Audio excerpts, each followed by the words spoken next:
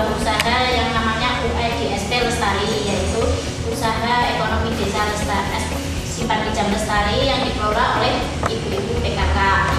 Dari modal awal tahun 2016 yaitu jumlah 30 juta, tahun 2017 30 juta, dan tahun 2018 sebesar 20 juta. Itu dari mana modalnya? Modalnya dari bantuan provinsi.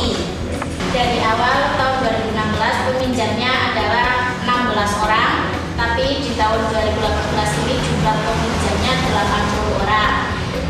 Kegiatan simpan pinjam dilakukan setiap tanggal 20 dan tanggal 5